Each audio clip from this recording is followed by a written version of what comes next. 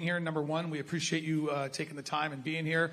When you start, state your name, your affiliation once I call upon you, so your name and where you're from. One question per media member. If we have more time, we're going to circle back around and do second, third questions if we have the time. Let's see. St. Jude. It was a kickoff. St. Jude kickoff. San Francisco here launched the Love Moto Stop Cancer campaign. Fans can get involved by texting SUPER to 785-833. Get your Love Moto Stop Cancer shirt. Also launched this weekend was Kickstart for a Cause. Ken Roczen Bike Sweepstakes. Swing by the HEP Suzuki pits to scan the QR code if you come to the race and enter to win Ken's bike, all benefiting St. Jude. I'm sure you can go online, supercrosslive.com/St. Jude to learn more about that incredible giveaway. I know it's going to raise a lot of money to help the kiddos who are dealing with a pretty heavy battle here at St. Jude Children's Research Hospital. Last Saturday's season opening Supercross race in Anaheim on January 6th was the most watched SMX race on Peacock to date. The inaugural Spanish language broadcast was viewed in over 106 countries. As a reminder, in addition to Peacock and the SMX Video Pass, fans can also tune in on Sirius XM Channel 85, new this year. I want to go to Chase Sexton right off the bat. A lot of struggles, no secret now. You even talked about it last press conference when you got third. By the way, the only person I think on the podium through the first two rounds. I want to talk about a little about those struggles and what it means to you to pick up this first win of the year here as the defending champ. Yeah, it was not the, I wouldn't say the best offseason I've ever had. I definitely had some struggles. I was okay when I was in California. I went back to Florida, and I mean, Kenny would see it firsthand. I would have multiple days where I just kind of not be able to ride, and I was just really just uncomfortable getting used to a new bike. And I got to give a big shout out to the team. They have put so much effort and hard work into getting me back to where I need to be. And I was saying before this weekend, I'm like, man, I'm kind of bummed it's going to be a mutter because the progress we made from last week to this week is pretty crazy. And I felt like my normal self leading up into this race. So obviously still to get a win even in the mud, but yeah, I just got to give a big shout out to the team.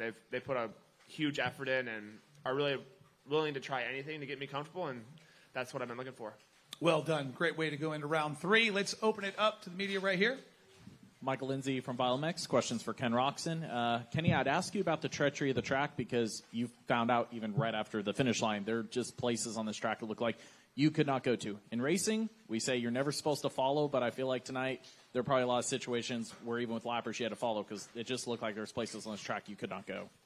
To be honest, I found some insane lines because of lappers, or maybe even, I don't know if I was passing people or lapping people, but I sometimes just went in the middle and cut through the back and rode over the whole ruts and everything, and was able to carry a lot of momentum.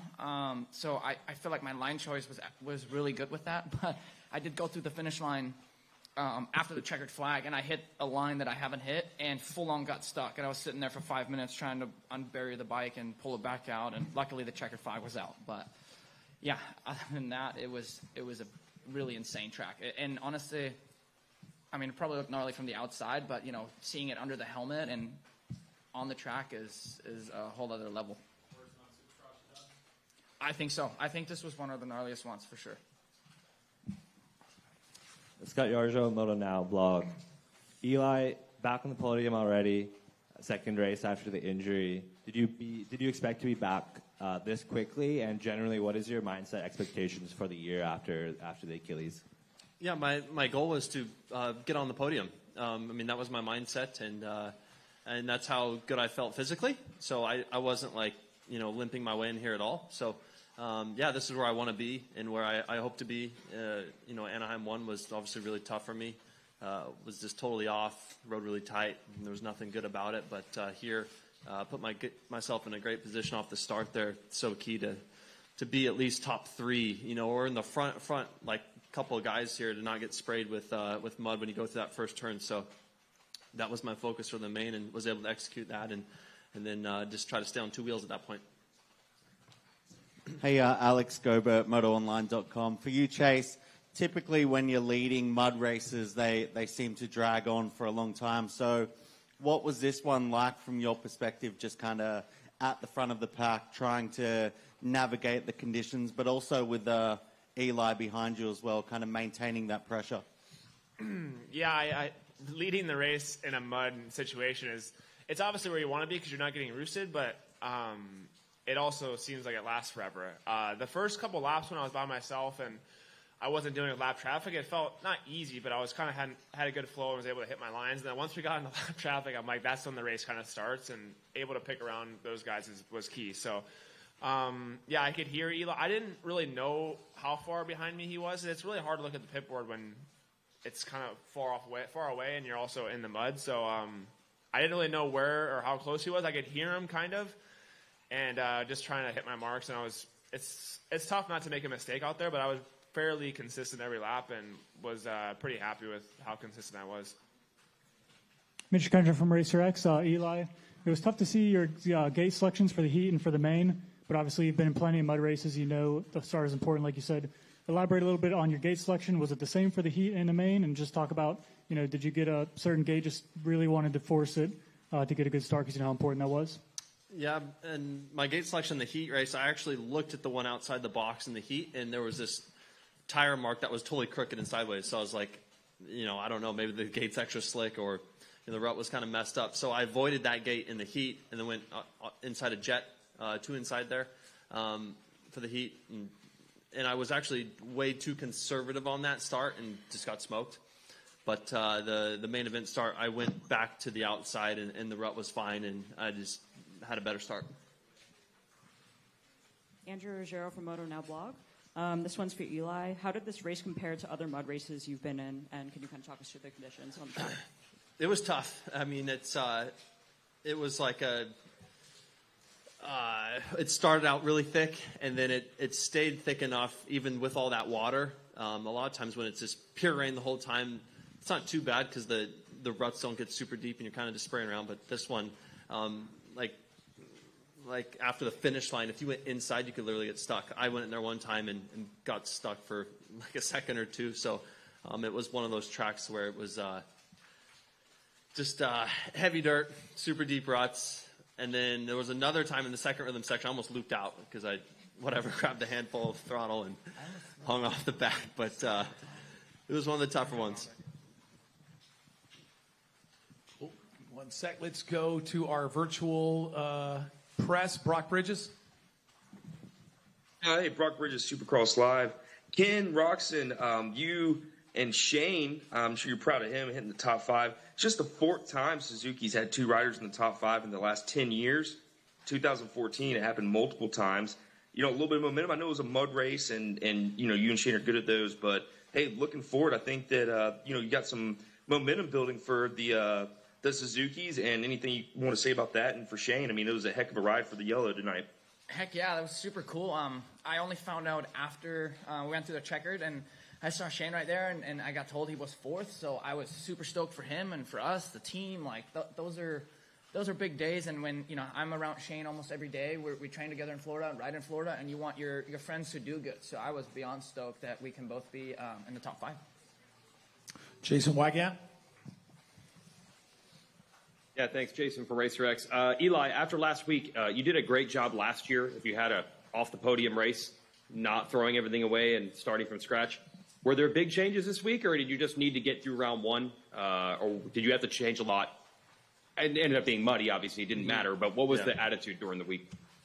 Yeah, of course, there were some motorcycle changes, but I guess that's just how it goes. And, yeah, it was just like last week was terrible for me, straight up. Like, I couldn't do anything. I was stuck where I was at. Couldn't really go forward at all. And, yeah, we don't really know a whole lot, I guess, because this was a mud race. But I went back to something that's worked in the past. So I guess we'll find out next week at the Stride. Jamie Guida. Yeah, Jamie Guida, Vital MX. Kenny, from TV, it looked like after the first turn in the main that maybe you either stalled out or got stuck on top of a table and then really had to work through traffic. I think you were 10th at the end of lap 1. Just talk about through your experience, how you have to kind of stay calm in a race like that, these conditions, and just work through traffic, and if you even knew where you were by the end. Yeah, I think I got off the gate really good.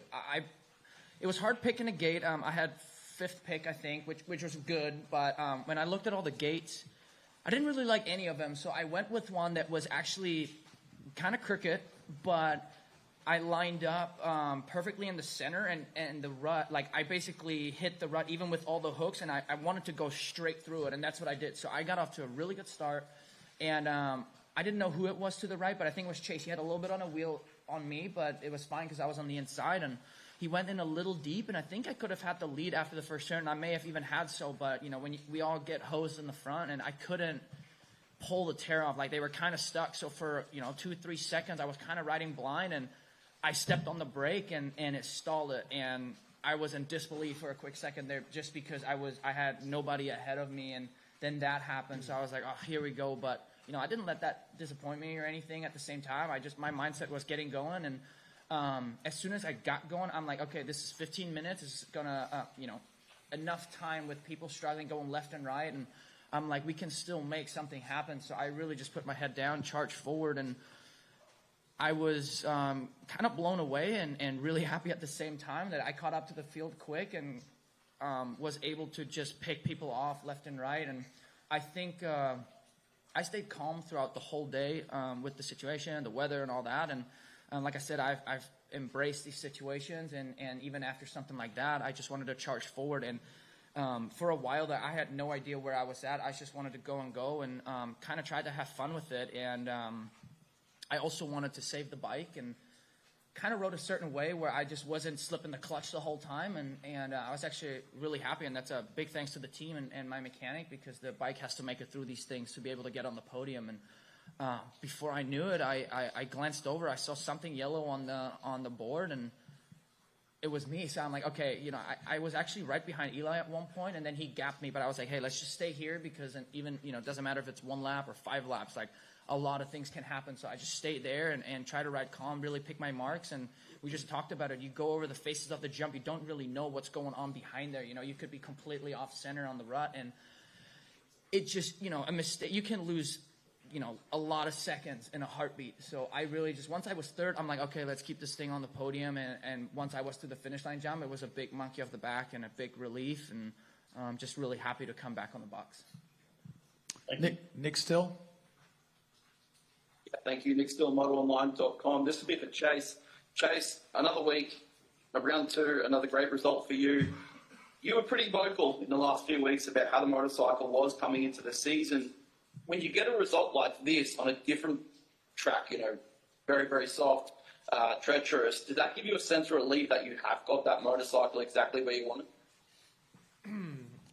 Yeah, today was very different. Obviously, there's not much bike setup stuff you can do. I mean, you kind of just have to ride around it and have a good balance and just stay on 2 wheels at the end of the day. But for me, even last week after A1, I had a really big weight lifted off my shoulders. Being on the podium, obviously, I didn't ride good, and I was pretty far behind Jet at the finish line. But to get that result and not be at one point, I was like, man, we're gonna be lucky to be top 10. So it was some dark days in the off season, but like I said, the team getting me comfortable. It's a completely different motorcycle. It feels nothing like what I was on before, and it can be good and bad at some point. So yeah, it was a good day. Obviously, we didn't do any bike changes, but like I said before, I was kind of looking forward to a dry race because we did make some big changes with the forks this week. That was the part I was struggling with, and we were really comfortable on Thursday. I had 2 of the best days I've had on a KTM, and felt like I was even better than I was last year. Congratulations, guys. The 3 of you, awesome result. Brad Gephardt. Thanks, Brad Gephardt, Verb Moto. This one's for Ken. Second year on the Suzuki. Do you make wholesale changes to the bike right now as far as testing goes, or you just kind of leave her be? I wouldn't say I drifted off far, but I am on a different shock. Same shock and fork, obviously, like system, but I'm on a different shock and fork setting since right before A1. And I was actually pretty comfortable in the main at A1. So I left it, and like these guys said, it's really hard to tell here, but I feel like you got to like your bike either way to be able to make it through these conditions good. So right now it's all positive, and I stuck with what I had. I didn't make any changes throughout the whole day and not the whole week, and I'm just sticking to what I have for now until, I decide that I feel like I need something different. What does the new shock do differently? It's just matches the fork a little bit better. I believe we're just a little bit stiffer than I was in the past, but they're really subtle changes, you know, because I feel like I had a really good summer spec that I rode for a long time, and then we kind of just took some stabs at it, and things take a while. We just never let go, and we had some long days, but that's what's cool about being in Florida and having Matt from Active Ride with us all the time. We can just kind of throw stuff at the bike at any given day. So it's very close, but different, I guess. Perfect. Thanks, Ken. Ryan Hitson. Thanks. Yeah, my question's for Chase. Can you just take us through that start again? You had a crazy jump, and then also talk about that first turn because it looked like pretty sketchy, and then there was a ton of carnage going on behind you. The start was honestly, it's almost like a feeling that you have, like if the gate's going to drop. That could sound stupid, but I thought it flinched, and I honestly just went, and I had a feeling that it was going to drop, and it did. So, yeah, it was definitely a good start. I've done it a few times now, but you don't get away with them that many times. So, came into the first turn, and I don't know, I just hit like a really big soft spot coming in, and I didn't really expect it. It almost threw me over the bars, and then Kenny went around me, and I didn't see what happened to him. And then I was sat there. Yeah, then he was just sitting there. I didn't know. I thought he was letting me by. He felt bad for me. So, no, it was I was lucky to get in the lead, and from there I just kind of set sail. Jeff Beaver.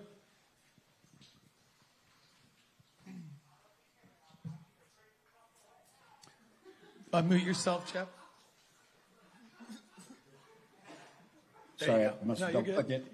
This question's for Case. This is Jeff Beaver with Whiskey Throttle Media. Hey, when you were coming up on Jetson, did you realize that was him? And then when you made contact, what was going through your mind? I mean, did you just kind of freeze up, or I mean, take us through that? Who's that for? Was it for me? For who? Who's it for? Me? Yes, for Chase. Oh, yeah. Well, I didn't really know who it was. I saw it was a Honda, and then, like, I had a lapper in front of me, and he went left, and I was like, okay, he's going to let me go by, and then I saw a Jet was in the rut. So I had to, like, wheelie up and over around his bike, and was able to get around him without having to come to a complete stop. But, I mean, that's just what these conditions bring. If you are a little bit uncomfortable or your balance is off, you can go from being really good to really bad, and that's kind of what you see in mud races. You can either be really good or really off, and it's just kind of how you feel that day.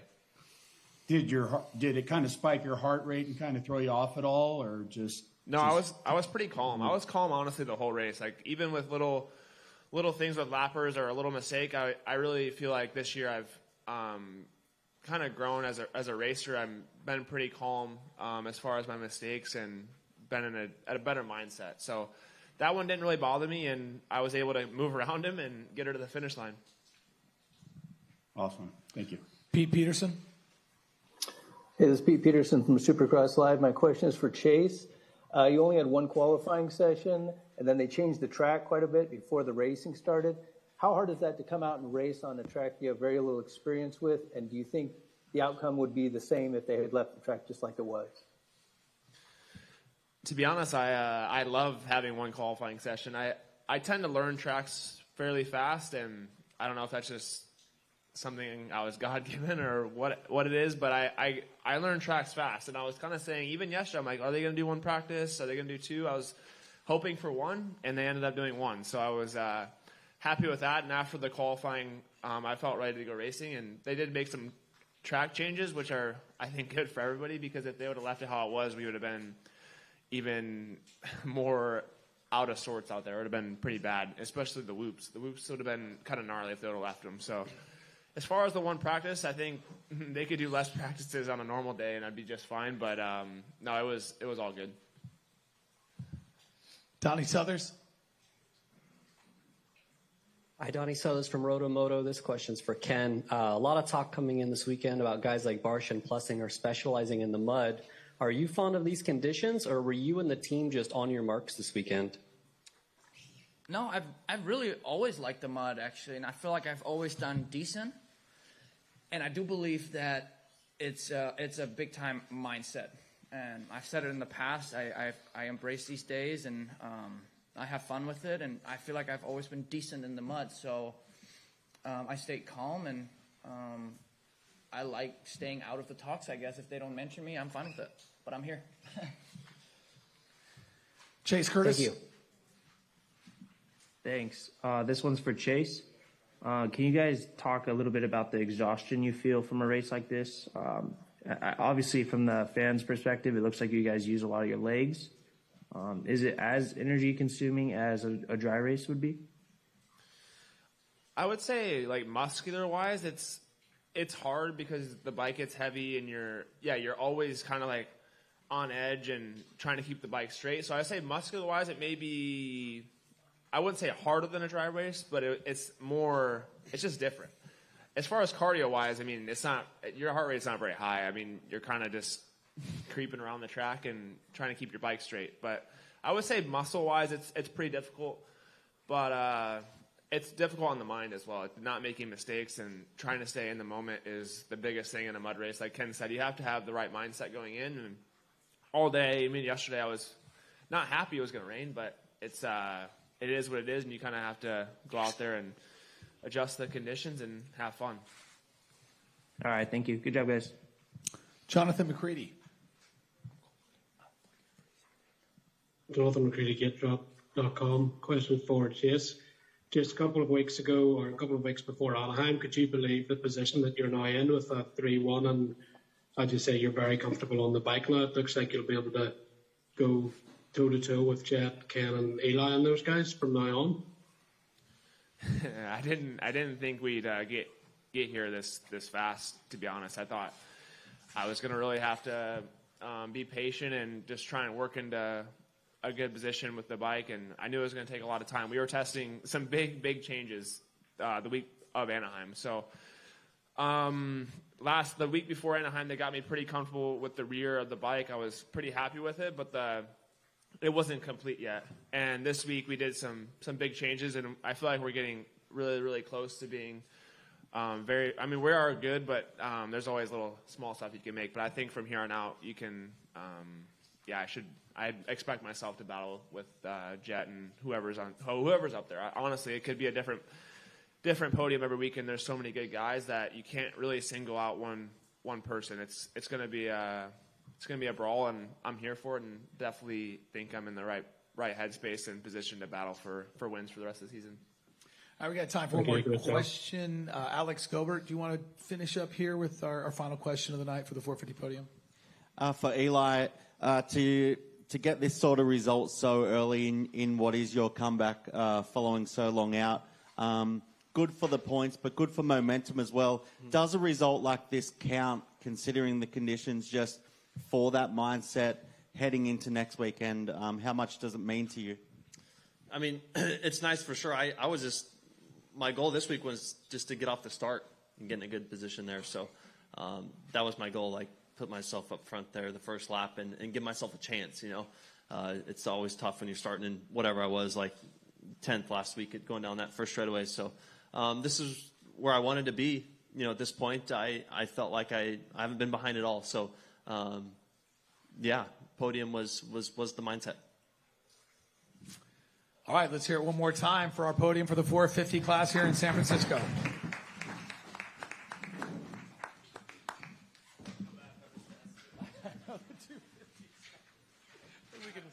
Is there a way to wipe it off? Hey, Joe?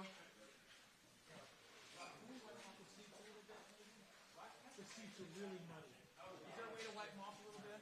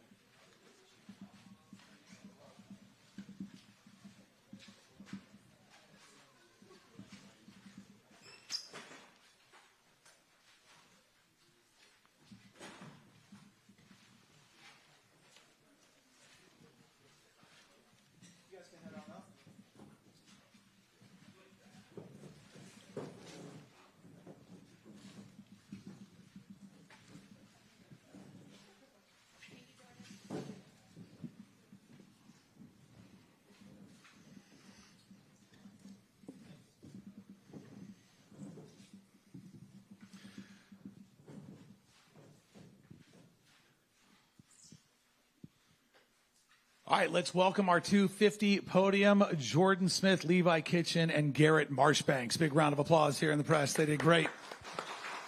I'm going to start with Jordan Smith. Jordan, it looked like this is the first win for you in a long career since 2018 when you won Daytona. Do I have that right? That's right, yep. All right, what does this mean to you to get back up on the top step of the podium, and then how hard was it to stay out front and win this mud race? Yeah, man, it means a lot. It's been a long time coming.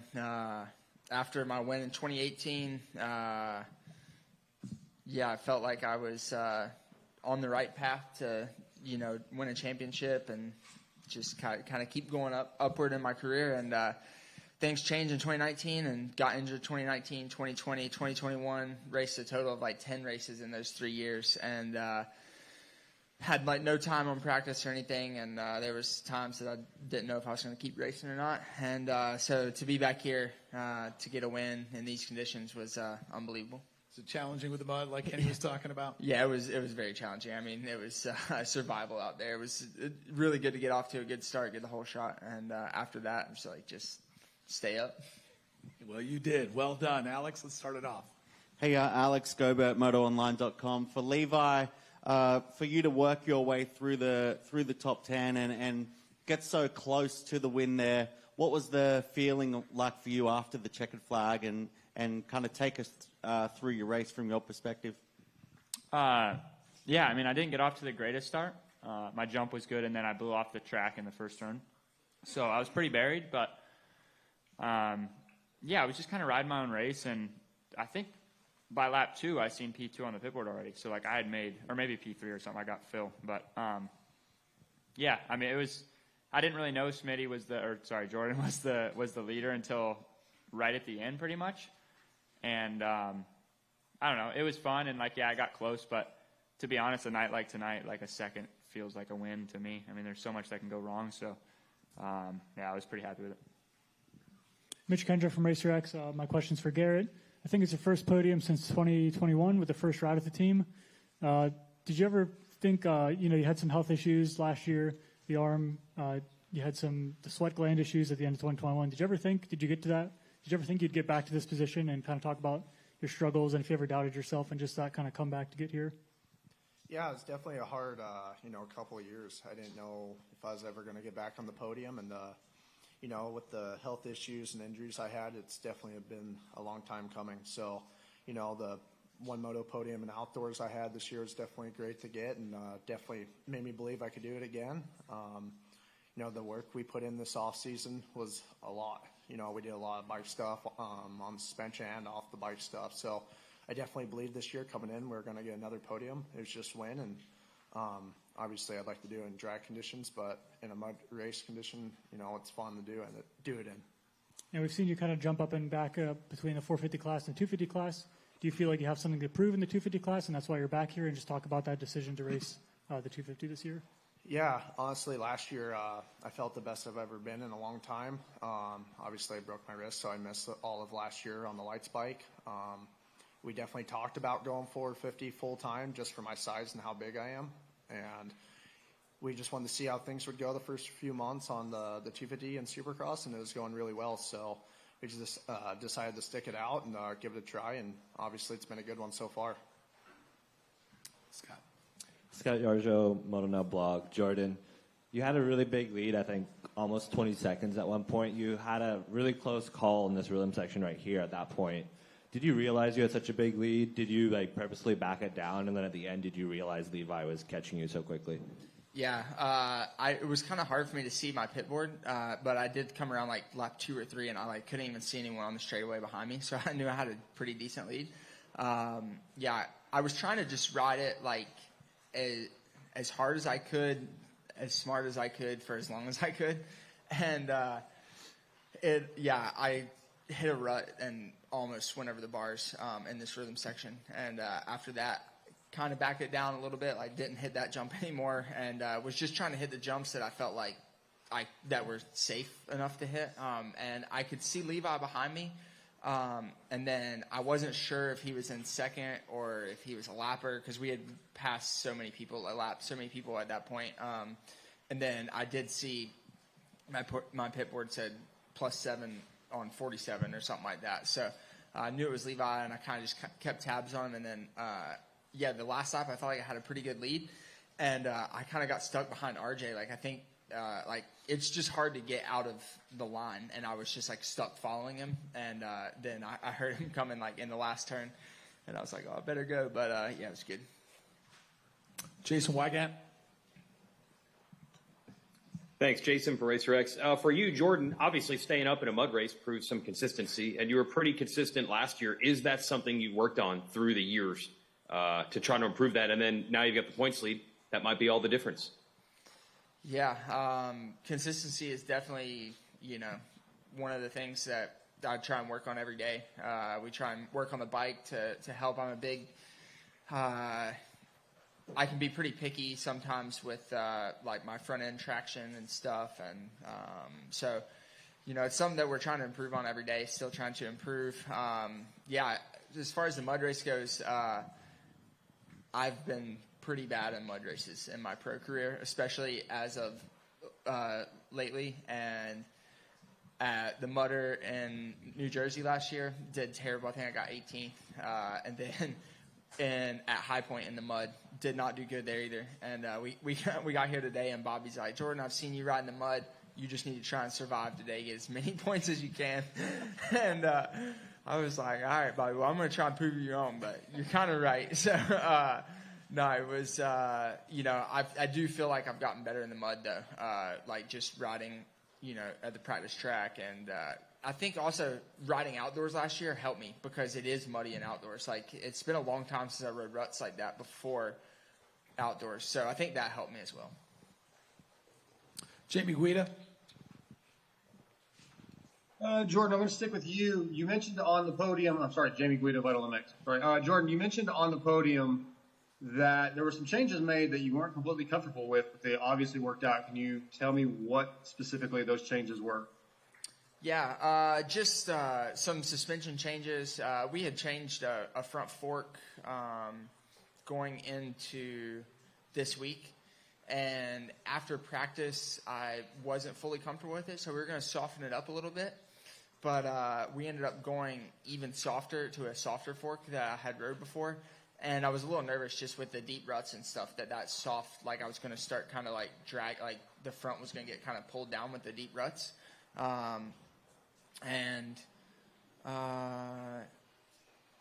Also, we decided to run a paddle before the heat race, and I was a little nervous about the paddle because right out of the gates was really, really like slick. It actually was pretty hard packed, it seemed like. So I didn't know how the paddle was going to go. But it was. They all worked out. Star's done a lot of mud testing in the past, and it worked out pretty good. All right, thanks. Brad Gebhardt. Thanks, Brad Gebhardt, Verb Moto. This one's for Levi. You are in this championship fight now. Does that add confidence or pressure? I don't know. I guess you can look at it both ways. I'm excited to be in it, and I don't know. There's always pressure to win. I don't really think it's too much pressure. It's pretty early too. Fair enough. Thanks. Ryan Edson. Thanks. Yeah, Ryan Edson with Cycle News. A question for Levi. You made up a ton of ground, kind of the midway and then the end of the race. Can you just talk about if there's any sections in particular that you were making up all that ground in, or what you were doing? I honestly don't think I really picked up the pace or anything. I think, like Jordan said, I think he kind of just settled in, and I think I was fairly consistent. Like, I'd be curious to look at times, but I think I just stuck to everything I was doing. I didn't try anything dumb, and besides the last lap, I jumped a couple things I hadn't, which was probably not very smart, but it definitely worked out, sort of. Well, thanks. Nick Still. Yeah, thank you. Nick Still, motoronline.com. This will be for Garrett Marchbanks. Garrett, for you, take us through those last laps, battling with your teammate on a mud-soaked track. You sort of get that fear of coming together, so you got that part of it, and then as well, trying to preserve the motorcycle. You're going around a lot of bikes on the track that are expiring. You've got to keep pushing, but try and keep that clutch cool, keep that engine cool. Take me through that. Yeah, I was definitely not taking it easy on the bike midway through the race. I was definitely trying to push super hard. I honestly didn't know what position I was in the whole race. I think the first lap I fell over and was basically dead last, so I was just covered in mud and didn't know what was going on. So I just basically pushed the whole way through and seen Phil in the last lap and didn't know what position we were in. So I was like, maybe I'll just try to get another guy and, keep myself in the points hunt for a title. And yeah, once I went over the finish line, I seen I got third and pushed Phil right out of it. So I was pretty happy for the third, and yeah, it was exciting. Jeff Beaver. Yeah, Jeff Beaver, Whiskey Throttle Media. Hey, this goes out kind of to all three guys on the podium tonight. As you're out there riding, you see a couple of the guys' bikes expire. Does that kind of register in your head as you're going through your race? You saw Joe and Max out there. Does that change the way you're riding your bike? Does it kind of get in your head, or are you just in full-on survival mode and that doesn't even register? Yeah, I mean, it kind of always goes through your head in a mud race, especially on the Yamaha. We have a cable clutch, and so you really have to be pretty aware of rolling the clutch back. If it gets too tight, then you'll kind of be dragging the clutch the whole time, and you'll burn your clutch out in like a lap. So you have to be pretty aware of that. So I was definitely aware of that going into the race. Okay, thank you. Oh, I guess I'll go. I definitely think about it for sure, and especially once I seen Max's bike there, I was like, shoot, like I obviously got to save my bike here, and yeah, I don't know. It's definitely something that comes to mind, and I don't know. After that, I actually pretty much just rode around in first gear and tried not to use the clutch, so my bike held up great. Yeah, for me, I mean, I didn't know really what I was doing the first part of the race just because I was trying to come through the pack so much, but definitely it registered about halfway through once I seen some of the guys stuck in the mud or their bikes were blown up. So I was just trying to keep the bike upright and make sure it survived the whole race and, yeah, get as many points as I could. Yeah, I can imagine being one of the bigger guys on a 250 that was registering through your mind is just making sure that thing gets to the end and how's my clutch? Yeah. Pete Peterson. Hey, Pete Peterson from Supercross Live. My question's for Levi. You're on a new bike this year. How much practice do you have on that in the mud? And then tonight, did you use your settings or some team settings for the mud, and how did the bike feel out there? Yeah, the bike felt pretty good. That was the first time it's ever really seen any rain at all or water. So I don't know. It did really well. And after practice, I just basically stiffened my fork as much as it would go, dropped it in the clamps, and then, yeah, just kind of made the front end light so I could kind of ride around that way. And, yeah, it felt really good. Chase Curtis. Thanks, Chase Curtis, Swap Motor Live. My question's for Jordan. I can only imagine the things you got to focus on at the end of a Supercross race are intensified when it's muddy. How hard, just take us through those last 2 laps, how hard it was to stay focused and how mentally draining it was to dodge all the carnage. Yeah, yeah, it's tough.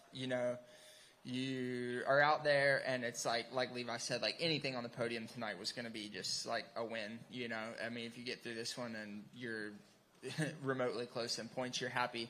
So, yeah, with 2 laps to go, I could see Levi there. I think he got it down to like maybe 3 or 4 seconds with a couple to go. And, like if you hit one rhythm section and they miss it, I mean, that could be 4 seconds right there, literally, and with how muddy it was. So I was doing the rhythm like right off the start, and I was trying to just keep doing that double and single over table, and then just kind of taking it easy the rest of the way. But, yeah, it's definitely hard to stay focused, keep hitting your lines, especially that last lap. It's like felt like that last lap was forever, and glad that I didn't know Levi was so close until the last turn. Thank you. Good job, boys. Brock Bridges. Brock Bridges, Supercross Stats. Jordan, I always throw out your accolades to you. Tonight you move into the top 15 all-time in 250 podiums. You move into 18th all-time in starts. But I have another thing I want to mention is that, yeah, all 3 of you guys have a competitor out there. He hasn't made a main event yet. He's really trying. His name's Billy Laninovich, 40 years old. raise of voices or hands, how many of you could see yourselves at 40 plus trying to qualify for a main event? And Jordan, being the more elder of that group, you're closest. So what do you think? I'm only 12 years and about 2 weeks away. I'm definitely not riding when I'm 40. Maybe 32. That's about it. Right, yeah, that's incredible. But yeah, great job, all three of you guys. And Jordan, 4th win, ties Ryan Morris and Shane McElrath for 18th and 250 win. So good job and keep it up. Thank you. Jamie Guida, do you have one more question? Sure, Jamie Guida, Vital MX. Levi, Ryan Nitson kind of talked about you coming through traffic and working through, making up a lot of spots. But yeah, you were 9th after lap 1. At least that's what they have you at. Were you aware of how far you were making it through, and how the track conditions were changing? How aware of you were you where you were actually at? Yeah, I actually had no idea. For the first 2 laps, I didn't really look at the pit board or anything. It was pretty much just go for me. And I've been, as everybody knows, pretty bad at going through the pack. So it's something I've been trying to work on. And yeah, I just got out of my comfort zone a little bit. And I think within 3 laps, I was up to 3rd or 2nd. So yeah, I definitely, I wouldn't have had this result if it wasn't for that. Michael Lindsay. Thanks. Michael Lindsay, ValMX. Garrett, it would not be an interview with a Club MX rider if I didn't bring up a Phil Nicoletti question, so I will to end this. What will Phil complain to you more about this week, taking away his podium or the money out of his pocket that you took? I don't know. That's a tough question. Probably the money out of his pocket because I know he's pretty stingy about it. Congrats on the podium. Thank you. All right, hey, real quick release statement from Joe Shimoda. I want to read this. It was nice to get a good start in the heat race, get some battles in, and still get the win. Obviously, the main event didn't go how I imagined. I got a good start, but tipped over in the straightaway. 2 turns later, I had a mechanical and couldn't finish the race. It's not where we wanted to be after tonight, but I'm looking forward to next weekend. So we're going to finish this up right now. Thanks again so much to our podium. I want to thank Jordan Smith, Levi Kitchen, Garrett Marchbanks, and the press as well. One more round of applause for these amazing racers. That's going to do it for the post-race press conference here in San Francisco for round 2 of the 2024 season of Monster Energy AMA Supercross.